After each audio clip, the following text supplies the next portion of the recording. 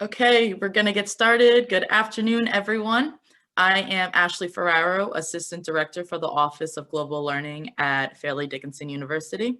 And thank you for joining us today for a UN NGO Virtual Pathways Forum, the SDGs in Action.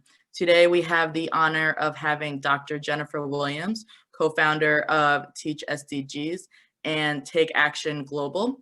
And before we get started, some background information on Dr. Williams. Recognized as a transformational leader in education, Dr. Jennifer Williams has dedicated herself for 25 years to the field of education through her roles as an education activist, professor, school administrator, literacy specialist, and classroom teacher. She speaks, writes, and consults on practices that develop global perspective and social good through creative uses of technology. And her research interests include innovation in teaching and learning, equity and diversity in education, and social action. As an educator and author of ISTE book, Teach Boldly, using tech ed for social good, she campaigns teachers to use educational technology purposely for the planet and its people. She is professor at St. Leo University and the co-founder of TeachSDGs and the nonprofit organization Take Global Action, and the president of ISTE Education Leaders, PLN Board of Directors. She is currently a consultant for Adobe for Education, Empatico, and the U.S. Department of State, and is working with ISTE and Routledge on 2 new books. Notable recognitions include being named top 30 for K12 IT Educators in 2020, number 8 for top academics in STEM in 2018, and number 9 top campaigners in sustainability in 2018. Jennifer is inspired every day by teachers and students who are catalysts for making the world a better place. And again, before we get started, this is just a reminder that this event is being recorded. And after the discussion part of the forum is complete, we will open the question and answer section of the event. And any questions you may have, I ask you to please type them throughout the presentation in the chat. And when the Q&A section of the event opens, I will then take turns reading the questions to Dr. Williams. And now I would like to hand it over to Dr. Williams for her to discuss her work and her career with the UN Sustainability Development Goals. Thank you, Ashley. I appreciate you all having me here today. Thanks to everyone joining who's maybe finishing up lunch or maybe eating lunch at the same time. Happy to have you here. As Ashley mentioned, we're going to be together for about an hour, and I will be sharing a little bit on my journey into the SDGs, which I know you all have been studying, learning about in your practice. And so we'll talk a little bit about that.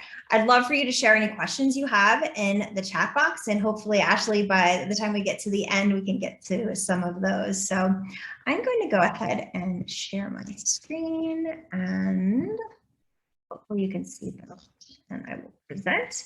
And I'm happy to share over these slides at the conclusion of today, and then I will share my contact information as well, so we can stay in touch after today's conversation. So thank you again for welcoming me to this Big Ideas session on SDGs in action. And I'll be sharing on how I met the SDGs several years ago and the work that I'm doing.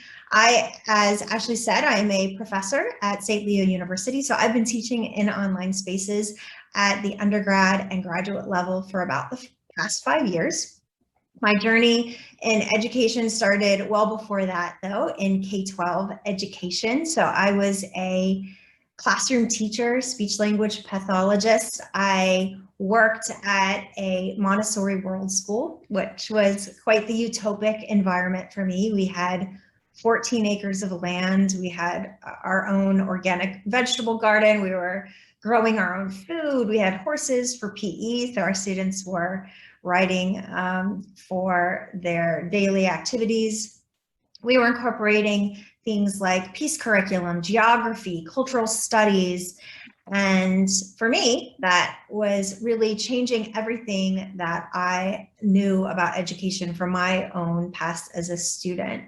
And so I was in K-12 for 20 years before moving to higher ed. And I'm also, as Ashley mentioned, the co-founder of the TeachSDGs movement, which we'll talk a little bit more about. And I'm the director of the nonprofit organization Take Action Global, but definitely define myself as a teacher.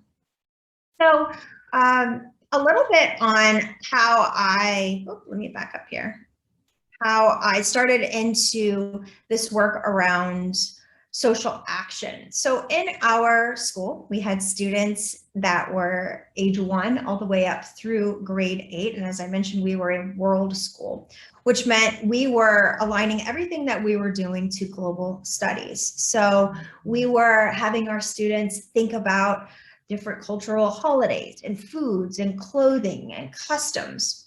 And for me as the director, I had been early on a classroom teacher, and then I was the director principal. And so I felt like we were really checking those boxes of global education. And in about 2009, we were early adopters with technology. So we got iPads the first year that we were able to, and they kind of landed on our desks. And we didn't really have a rule book, didn't know what to do with them. So we said, let's align our work with technology to everything that we're doing around global ed. And so different then than it is now, or right now we can go on Twitter, or we can find teachers who are in the space and say, hey, you want to jump on a quick Zoom call, which is now commonplace for a lot of us. It took about 6 to 8 months to find a school where we could do a global connection. And then that school had to have reliable Wi-Fi connection, had to have a teacher who was willing to take a risk, because ultimately we would fail.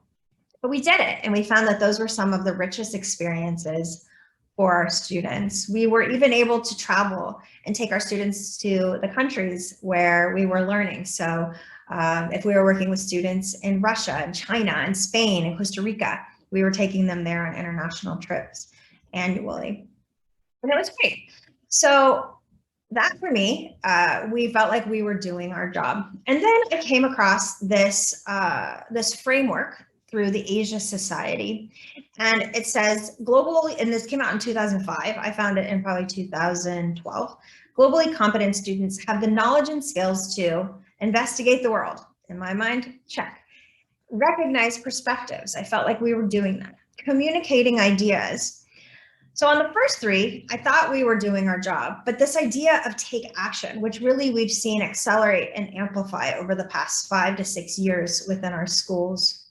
This was an area for me that I said, we're missing the boat. This is where we really need to put all of our efforts. So in 2014, I moved from K-12 to higher ed, and I started to do consulting with organizations, with ministries of education, and with Edtech companies.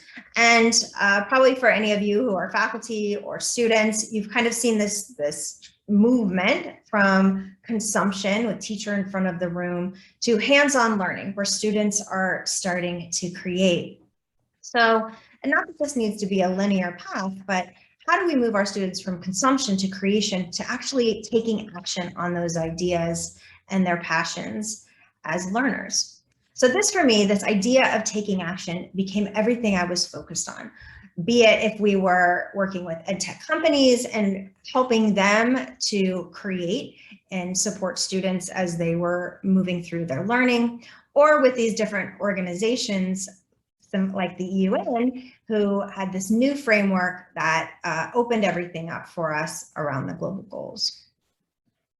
So I'm an educator in Florida. I have a very US-centric view of education coming into this, these global goals. And so though I thought I had been studying what education looked like around the world, we had traveled to schools in these countries I shared with you. But until I started to kind of jump into this space called Twitter, I didn't really understand what education and how it was defined globally could change my view of this definition. So One of the first global educators I met, her name is Lois. She's a professor like me in Kenya. And so Lois, at the time I was doing work with the International Literacy Association. So she had reached out to me and said, we are in need of books in our local community school. Would you be able to help? And if you're a teacher, then you know if your neighboring teacher says to you, can I borrow pencils or paper? You're like, yes, absolutely. Anything you need, I'm going to be there for you. So for my response to Lois, it was absolutely, yes, I'll find a way to get books to you. I've since then learned it's very difficult to get books to different parts of Africa, not that we're giving up, but I started to wonder, what did education look like in these schools where she was describing they were under-resourced? So I asked Lois to send me a picture of one of these classrooms. And this was the first photo she sent to me. I've seen many photos since then. And I must admit, this first photo left me with this emotion of feeling sadness. So what I saw was really this lack of. So a lack of a building, a lack of ceiling, floor, tables, desks, resources, even a lack of a teacher. So seeing this, I needed to know more and asked Lois, can you describe to me what is motivating these students to come to school when school for them might be a dirty ground with a chalkboard propped up against a crooked tree? And so she shared for these students who would walk long distances, school equaled food, because for them, this may be their only meal of the day, which is something I could relate with because I had a school where I worked and a lot of my students, I was their only meal for the day when they came to me. But it also equaled hope, and it equaled privilege, and it equaled opportunity. So these students came every day, and if whether there was a teacher there or not, one of the older students would jump into that seat and lead, but these students couldn't wait to get to this space. And for me, I've learned so much more about how can we get our students here within the United States to have that same desire to break through those doors and get into our classrooms to learn. What started me off on trying to find out as much as I could about what education looked like around the world. So every teacher I saw that was from another country other than within North America, I would say, can you tell me more about what does education look like in your area? So the next educator I met was Yusuf from Bangladesh. Bangladesh, as you can see here, quite similar in geographic size to my state of Florida. So a small country with a massive population. You can see the population change there. And so Yusuf, my friend, sent me these photos, and very different from the photos Lois had sent me from her refugee school in Kenya in the Kakuma refugee camp. You see here, classrooms in Bangladesh can have as many as 120 to 140 students. And if you don't get there on time, you have to sit outside. And so you start to see here that same eagerness Yusuf described to me that the students had. With overpopulation, school did equal opportunity for these young people. But you start to think about access to information. So you see here, we have concerns just even in this photo of lighting, of air quality, of sound. So not like how it is for us, where the teacher would have a microphone in the front of the classroom, limited resources. So if you didn't get a good spot, you would have to sit outside. And if you can't hear, you would have to go home at the end of the day, and your parents would then teach you. So this, for me, everything changed. Everything around education. And so for the past 6 years, we've been on this mission to bring quality education for all, which, as you know, SDG for all. Take action for all. This becomes, for me, my life's work. The last case of education I want to share with you, this is a young man. His name is Herman, and Herman had come to us. So we do these global projects as part of our nonprofit around the SDGs and climate action. And so Herman had come to us this past year. He was in Singapore, getting ready to go into his first year of university, and COVID hit. And so he was moving into a gap year where he wasn't going to be able to go to the university that he had planned. So instead of sitting around, Herman decided to use this year and take it upon himself. If he wasn't able to go to school to get guidance, he was going to jump into the research he had wanted to do. He found a way to partner with us. He led a full language translation. So we have our Climate Action Project curriculum. Every year we invite over 2 million students to join in with our project virtually. So he led, an 18-year-old just graduated youth, led the language translation, 15 languages. And then a few weeks later, he jumped on a plane, traveled to South Africa, a place he had never been, he didn't know anyone, to then start his own passion of taking action to learn more about indigenous farming practices within South Africa, and how were those indigenous farmers responding to climate change, and what could we as a world learn from them? So this is his view of what education can look like. So back to the SDGs. So when I left K12 and set out to find as many people as I could that would jump into this world of global education with me, and saying to them, I just came out of being in a K12 environment. I found that these types of opportunities of connecting students through virtual exchange, through shared humanity, working on problems that we all share in our local and global communities, a lot of teachers met me with resistance and said, that's great, it's definitely a nice to have, but I have major issues at my school and local levels. I have classroom management concerns, I have parent issues, I have overcrowded classrooms. And for a lot of our teachers, they didn't necessarily see themselves in the work of social good, because for us, which this made sense, our practice and our pre-service teacher training, social good was reserved for social work. So looking to social work, seeing that social good refers to services or products that promote human well-being on the large scale. Pillars of environmental justice and sustainability, social inclusion, peace, harmony, and collaboration. And in my mind, as a teacher, these are all areas that we had been working on for my whole career as an educator. But a lot of teachers still weren't able to see how that fit in and how they fit into this conversation until the SDGs came.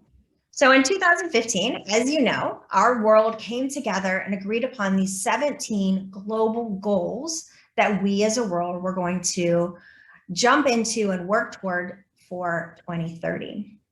So then when these goals came out, and I don't know if it's this poster with the vibrant colors or these catchy phrases or these icons that they could then see themselves in this work. So they would say, well, of course, life below water. I've been doing that with my kindergartners since the beginning of my career. Zero hunger. I have students who are facing this always, every year of my practice. We're talking about gender equality, and we're talking about sustainable cities and peace and justice, and of course, climate action. Then they saw that they had their very own goal in SDG 4. So teachers now could say, this is a space for us. And then I had, it was just an interesting story. I had put out, when these SDGs came out in 2015, I had put out a tweet and said, who's bringing these goals to our classrooms? What organization is doing this? Because I imagine that someone must be. And tagged in the United Nations. The United Nations responded. And back in 2015, it's different now and everything. I think the world's gotten a lot smaller with the pandemic and a lot of people are more accessible. But they wrote back and they said, we would like to answer that question as well. Would you come to New York City and join with us? We'll have representatives from UNICEF, UNESCO, we'll have ambassadors at the United Nations here waiting when you come. So it was myself and another educator from North America, and we flew up right away within weeks, had this meeting, and I always talk to teachers about, like, a lot of times teachers will be like, well, I'm just a teacher. And it's, you're not just a teacher, you can do so much. That moment I felt like just a teacher though, because they looked at us, instead of giving us the answers, they said, well, what do you think? How should we do this?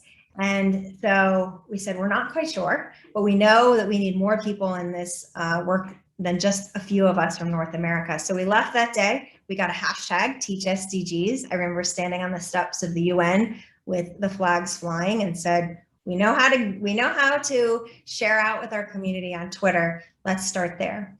So we went from 2 to 4 to over 50,000 educators from all around the world who are working to bring these goals into classrooms.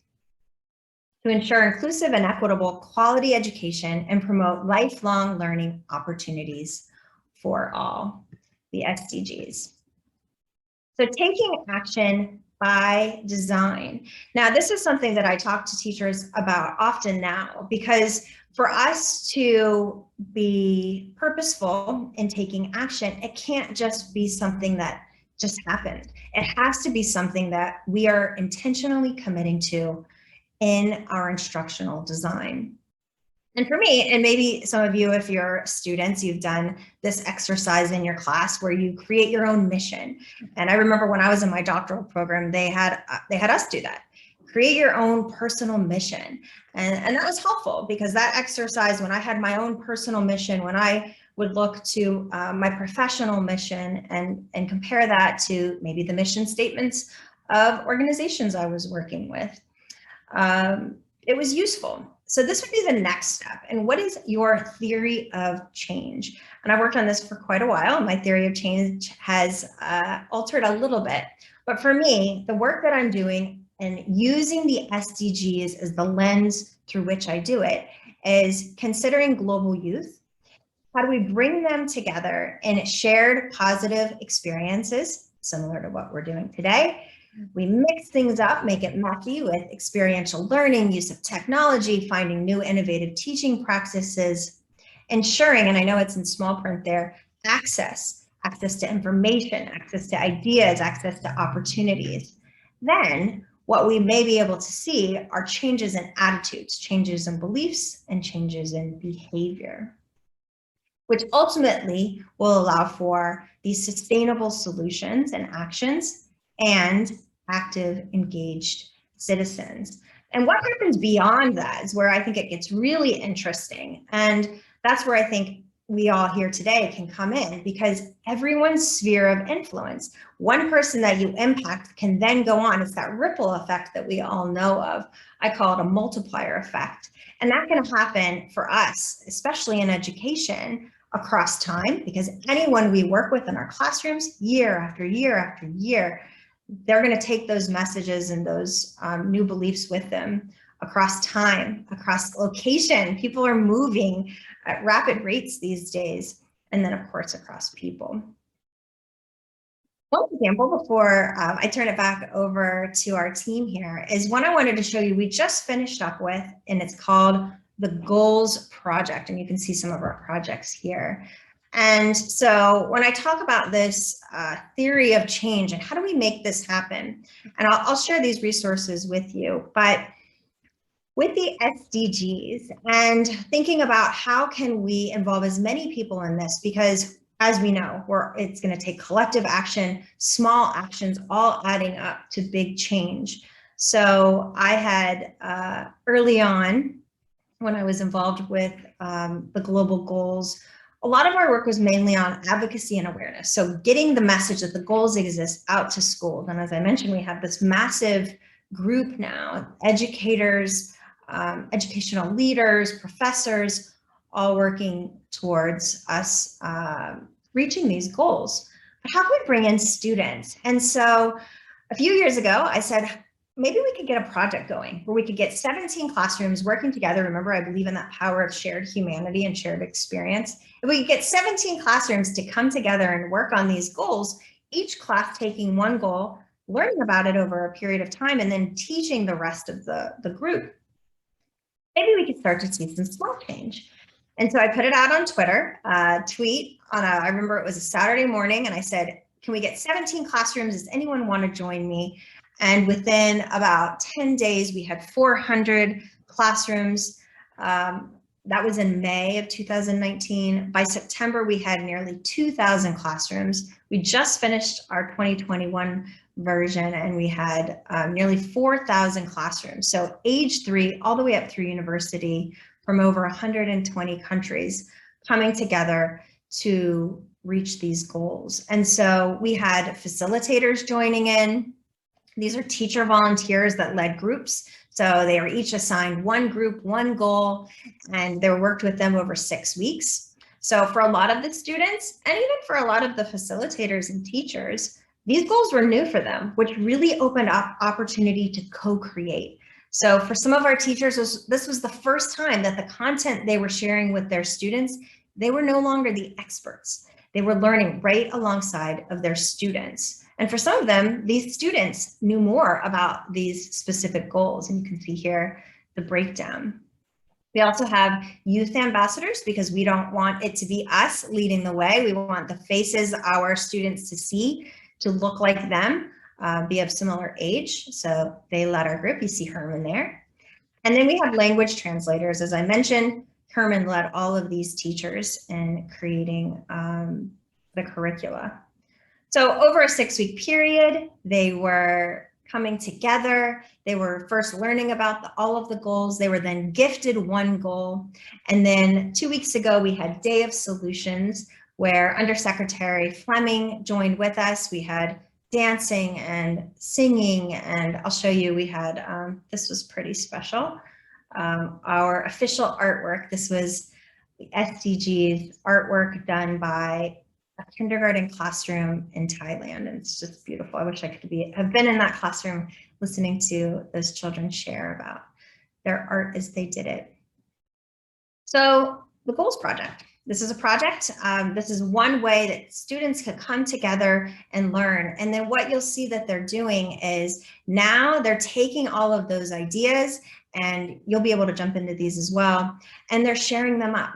So as I mentioned, that SDG 1 group, they're sharing all of their solutions right here. So now anyone, anywhere in the world can go in and learn about teachers and students' ideas on how we approach SDG 1, SDG 2, all the way up through SDG 7. And their inventions, their advocacy campaigns, their artwork, their music, there's poetry, all sorts of things that people can go in. I had someone on Twitter reach out to me about a week ago and said, I just heard about the SDGs. How do I get started? And it's right here. You just come and learn from the students. So the Goals Project for me becomes then our way forward to reaching these goals. So, I'd love to turn it back over to you, Ashley, and hear some of your questions and engage in more of the ideas you all have been working on around the SDGs and to share. Thank you, Dr. Williams, for the presentation. I would now like to introduce our student mediator, Matthew Michluck. Guys, how's everyone doing today? First of all, again, that was an awesome presentation. I think the fact that you were able to group together thousands and thousands of these classrooms, you know, starting off with the goal of 17 and getting, like you said, over 4,000 is extremely impressive. So again, welcome to our FU virtual session. My name is Matthew Michalik. I am a student. I'm a senior at Fairleigh Dickinson University.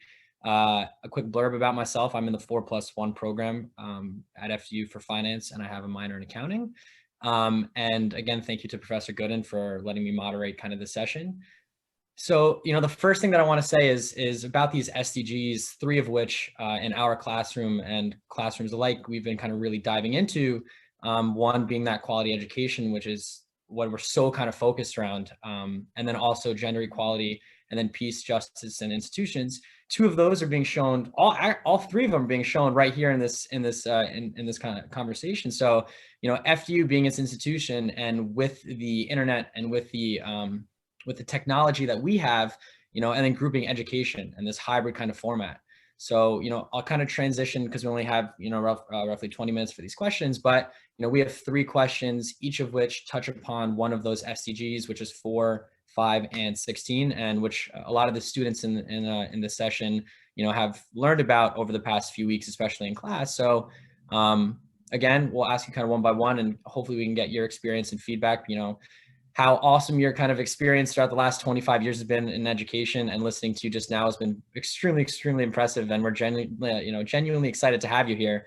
But so let's kind of transition on to those questions. The first one being related to that SDG 4 of quality education. So considering that you have 25 years of experience in this field of education, what is your humanistic vision for education in a post-COVID world? What will this online learning become? Is this online learning the new normality for going past COVID? And kind of what's your thoughts and feelings on that? Great question. I love the emphasis on SDG 4, of course. Definitely an SDG close to my heart. It's tricky to know, and I think for us in education, it has been great to see educators and education kind of taking center stage, I think, this past year, understanding the value. That's also very US centric too. So outside of the United States, educators are like prized, and they are put up on pedestals. And here in the United States, it's a tough job. My university students that come in, and I knew I wanted to be a teacher my whole life. I'm at the undergrad and grad level. My undergrad students come in just full of purpose. They know their why. They're certain of it. They can't wait to get into their own classrooms. They're like, I want my desks and my bulletin boards. And I prepare them. It's going to be tough, but it's going to be worth it. I have them write a letter to their future teacher self and seal it in an envelope and say, on those rough days, this is, make sure you have this ready to go. But I'm so happy to hear you, Matthew, pointing out this humanistic vision. So a lot of the work I do is around human-centered design, and I'm hopeful that everything that's happened this year is bringing focus back to people. And so I think if we're able to, now education is a massive, massive machine, but if we're able to really think about the people for whom we're serving, which for us, our humans are our students, then I think that we're going to be able to make some great gains. So to your question, I've been teaching online for quite a while. So when I moved from K12 to higher ed, I jumped into the online space. It wasn't a popular space with my colleagues. They like to teach in person, which I do too, but I really was challenged in teaching online. So it was professional development for me too, trying to find ways to make the learning experiential, immersive. I felt like as a model that I was going to be, and not knowing what was coming, but I had a feeling that my students, I might be their only online learning experience, their exemplar for them to go off of when they were teaching, because I knew I was seeing with my own children, my 3 children, that here in Florida, every student in their high school program required, this was several years ago, to take one online course. And so I was seeing that we were starting to migrate more to incorporation of blended learning. So how could I, as a professor, make that learning for them be about not just coming and sitting to a lecture in a Blackboard session, but really about working together and creating and having fun and laughing and being playful in an online space isn't always easy. COVID, everything changes. And so now we see this acceleration of use of technology. I think we also, I love it because when I've always, I've been teaching in online spaces for a long time. I work in an online space, so all the projects we do are virtual. And when I would have meetings, if I were doing this meeting 18 months ago, I would make sure my dogs were quiet. I'd be texting my children. I'd make, is the lighting perfect? And people are more forgiving now. They're like, those things are going to happen. That's human. That's human to have the doorbell ring and your dogs bark. So I think people are changing and evolving with this in really interesting ways. Do I think that online learning will become the new norm? Personally, no. I don't think that will become the new norm. What I do think, and I hope will become the new norm, will be options.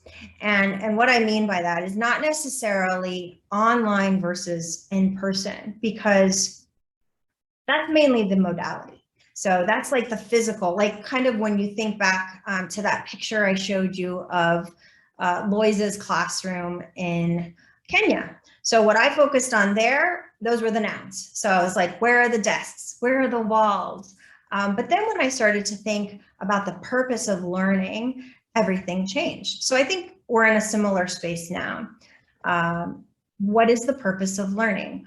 What are our students needing to get out of learning? And is the best place for them to do that in an online space, in an in-person space, and a combination of both?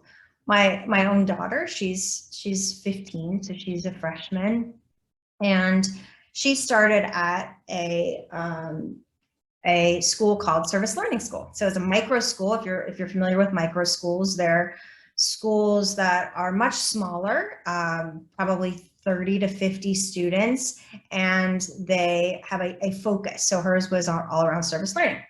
And so very interesting. She would go, she still does, well now she's online, but she would go to school at 10 in the morning when she was in person before COVID, 10 in the morning, and leave at 2 in the afternoon. And she never had homework, and she barely had even grades. So it was all competency based.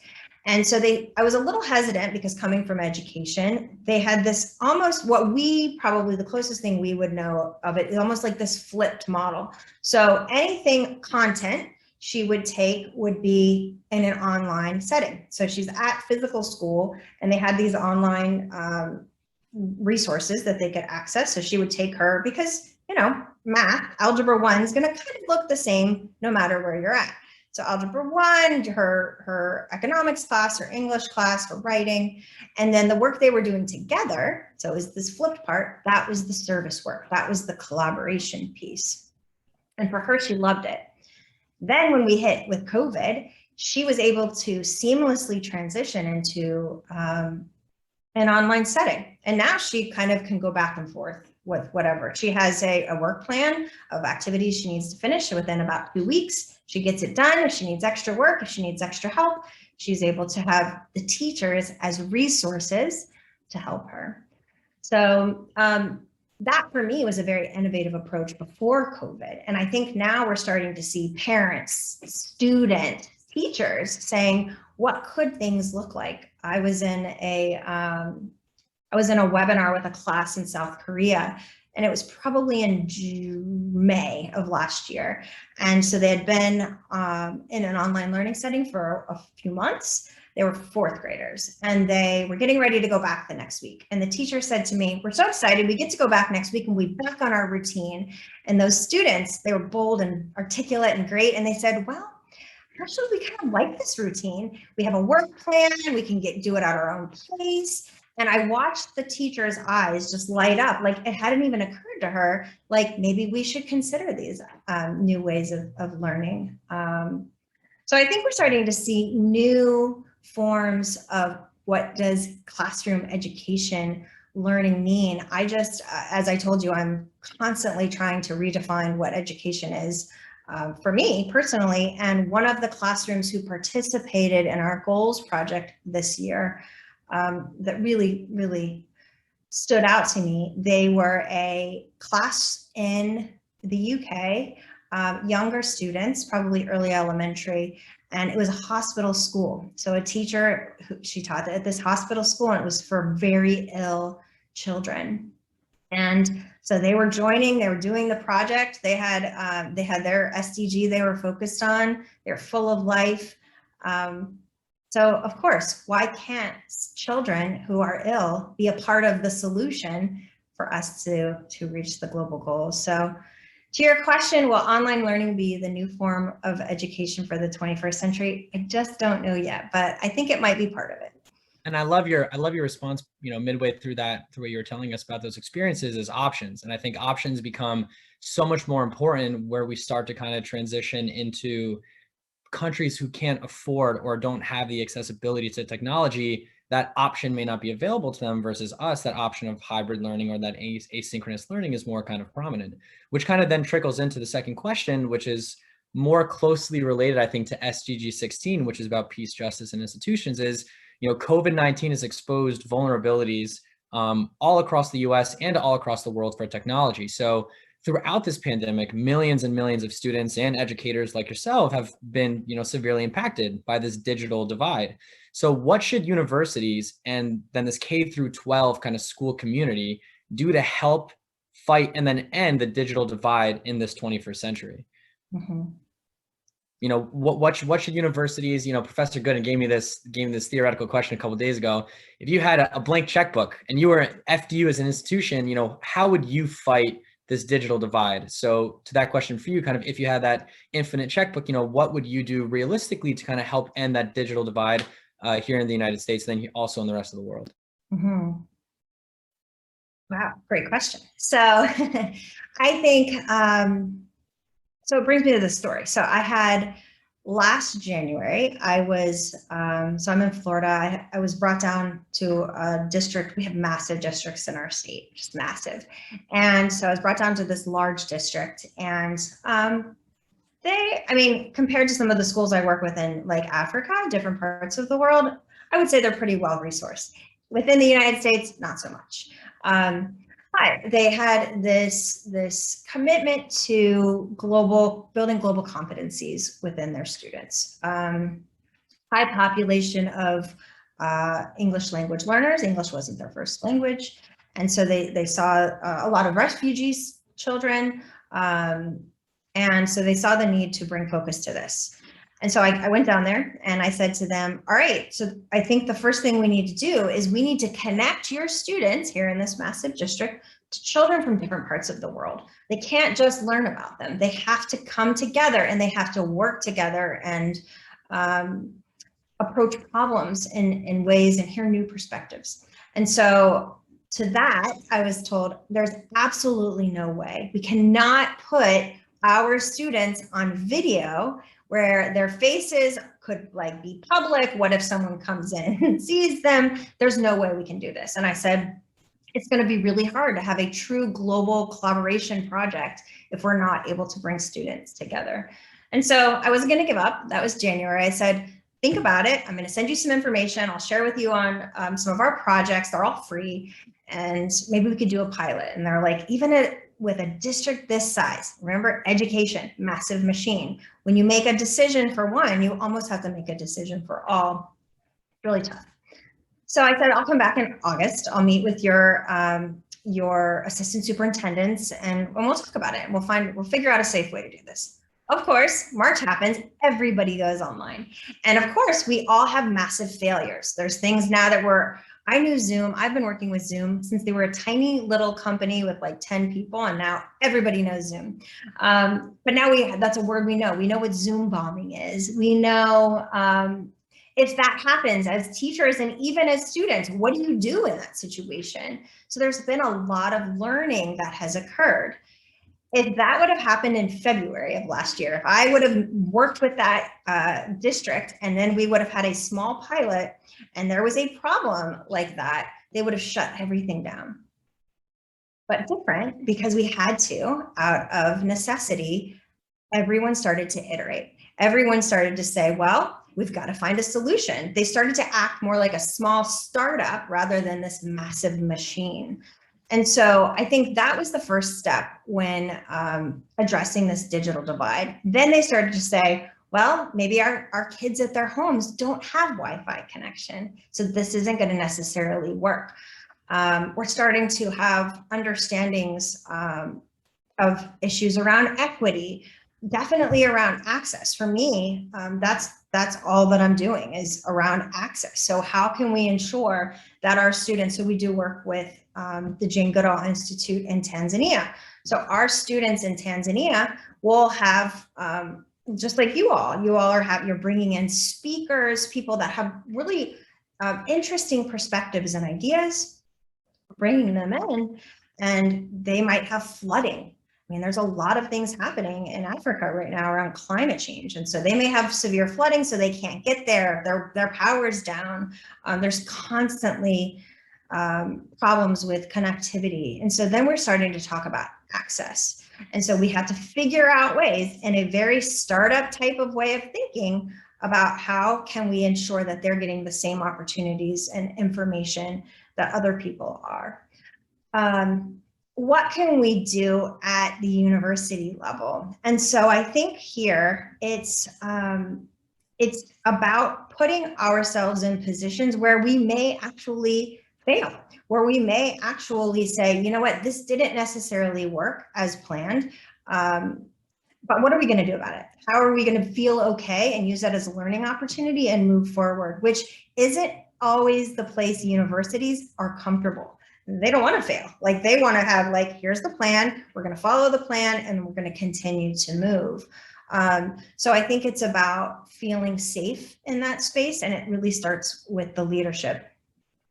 And I bring in universities because for me, our pre-service teachers, these are the teachers that are going to go out and it's like this cycle. So they've been taught a certain way. Now they're working in a university who is teaching them in a similar way. And then of course they're going to go out and teach like that. So I'm so thrilled because the first year we did the goals project, so it started off, it was going to be K12. And then I had pre-K teachers going, well, what about us? Why can't our 3 and 4-year-olds be a part of the goals? And it was like, of course they should be. Then I had several professors say, I care about this work. I want to be a part of it. So we had a handful of universities.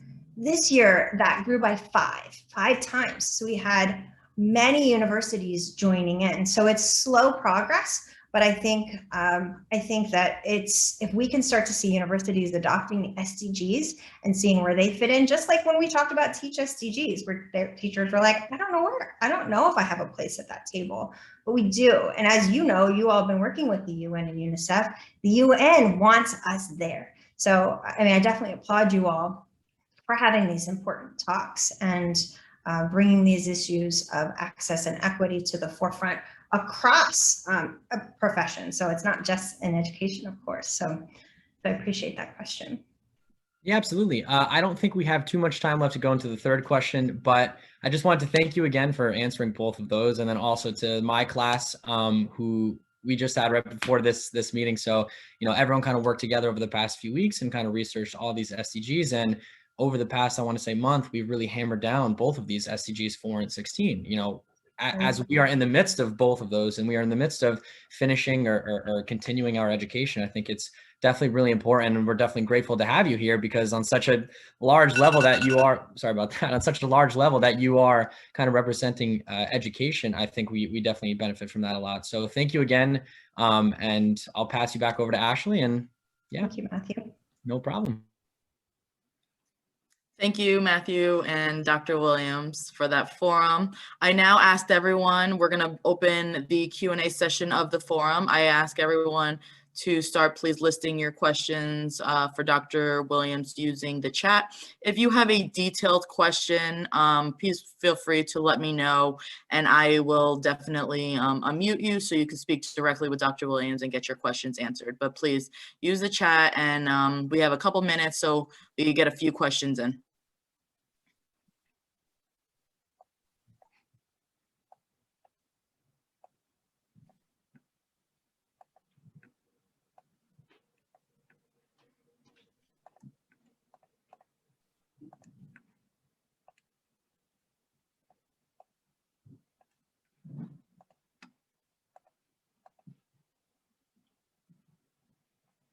Okay, so one of the questions, how can students inquire about internships, global and domestic? Great question. So you saw some of our interns. We're a learning organization. That's with Take Action Global, my nonprofit.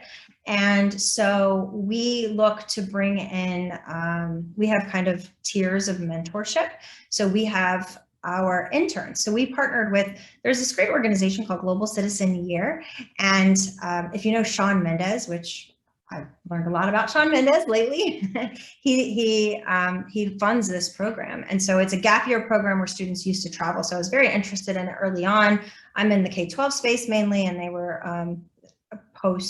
after students graduated high school before they went to college. And so this year, of course, they couldn't do their travel. So they were doing an online leadership series, and then they have interns. So we've taken in a lot of interns from that program, but we have others who you saw some of their photos who join us. And so what happens with our interns, this is kind of cool because for us with Take Action Global, we're kind of a small scrappy team. So we're not this massive organization, NGO. And so with that, we're quite nimble and we make all decisions. So we're doing social media, we're project managers, we're doing the marketing, we're doing it all. And so we have youth come to us and say, you know what, I'm really interested in this business side of it, or I'm really interested in the storytelling side of it, or I'm all about climate action. And so we learn from them what they're interested in pursuing. A lot of them are in university programs where they're right at the forefront of the newest research. So we're looking to them to learn as well.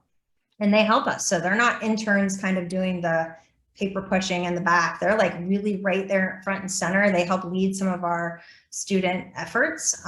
They act as mentors to some of our students. So we're looking to mentor them. They mentor our students, and then we're all learning together. So anyone interested in internships, we take a small number of interns each year just because we're a small group. So we try not to have too many so we can give them the amount of time that they need. But anyone's welcome to reach out to me. I'm sure, Ashley, you can share my contact information as a follow-up to today's session. And I'd love to talk, or even if it's not even interning, it's just a conversation. I'd love to connect and learn about what you're doing and have you involved in some of our work.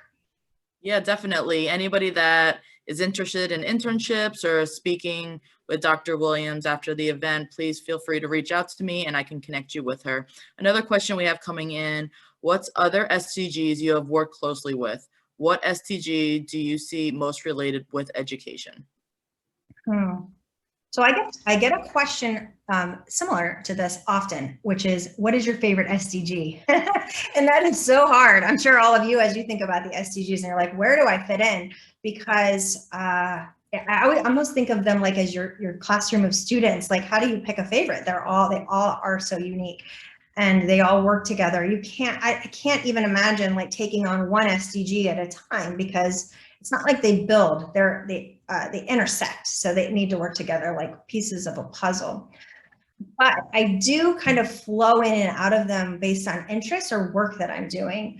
I really love SDG 17, which is partnerships, because I think there's so much importance in partnering, finding people. There's skills I lack, there's expertise I have, but finding people that you can work together with who are like-minded is really important. And that was something I didn't learn until probably the last 5 years. So I wish I would have learned that in my 20s, because I thought, I'm in education, I align with educators. Like, that's my group of people. But now I'm like, but I love marketing. Like, it's all about storytelling. If you're a teacher, you need to be able to like sell your story and get people involved and inspired. I also really, of course, see the importance of environmental justice. So I'm not a climate change expert, I'm fascinated by it. So SDG 13, I'm really close to. I'm so happy that Matthew brought up SDG 16. I think there's a lot we need to be doing there right now. Gender equality, gender, all of it is just, it depends on the week that you talk to me. But right now I'm very much committed to SDG 4, SDG 13, and I would say probably SDG 17. I'm writing a book right now on the SDGs with Routledge. Ashley mentioned that at the beginning. And so I'm kind of captivated by this idea of sustainable cities, because I think everything happening at the city, at the system level, that's where I'm learning right now, because we can bring that expertise into our classrooms, because we're our own little small system, I think. That's great. And it looks like we have a time for one last question. Okay. How can FDU partner with your organization and get more involved? Oh, I'd love to hear from FDU on ways that you are interested in getting involved. I'm always interested in exploring, and we, of course, have our global projects. So we have our climate action project that happens in the fall, and we welcome in university classrooms across like all the schools, not just School of Ed. And so that's a very interesting project. That one we partner with WWF, with NASA, and with the UN. And Goals Project we mainly do with the UN. So we're partnering with thought leaders and trying to bring, so we're talking about the access to opportunities and ideas. We're trying to bring the best minds around these topics to our classrooms, and then having our classrooms bring out their ideas. So they're creating solutions and inventions, and like we have a school. So I didn't finish the whole story because we don't have too much time today, but you saw Kakuma last year in February. So the story continued, and we built our own school in the Kakuma refugee camp. So we have volunteer opportunities there. So we're training teachers every week. It looks very different, teacher training in these parts of Kenya, because for us, you're in your teacher training program for many, many years. For them, it's 2 weeks. So a teacher gets trained for 2 weeks before he or she goes in the classroom. So we're working on building skills and capacity there. So there's tons of opportunities. As I mentioned, we're fully immersed in all of this work. So we need hands-on help for sure. That's great. Yeah, any information you have to share with us resource-wise, please feel free to send to me and I can share with everyone. Great. As I mentioned, this event previously is being recorded and will be added to our YouTube channel so everybody can review, and if you missed any information. But again, a big thank you to everyone for joining us, and an even bigger thank you to Dr. Williams for everything, for joining us today and your presentation. We learned so much information, such important and interesting information about your work with the SDGs, and honestly, what you're doing, you're such a true humanitarian. So thank you. I appreciate that, Ashley. It's been an honor having you join us today. So I've also included the link to our YouTube channel, as well as we have another forum coming up this Friday. We're going to have Dr. Donald Lee. He is president of the International Movement ATD, Fourth World Organization, and the topic will actually be on sustainable development and the hidden dimensions of poverty. So I've included the registration link in the chat, so please, I hope everyone can join us. That will be another interesting event. And that pretty much concludes today's forum. A big thank you to everyone for joining us, and I hope everybody has a great day. Thank you. Dr. Williams, thank you again for everything. Thank you, Matthew. Thank you, everybody. Thank you, Matthew. Thank you, Larry.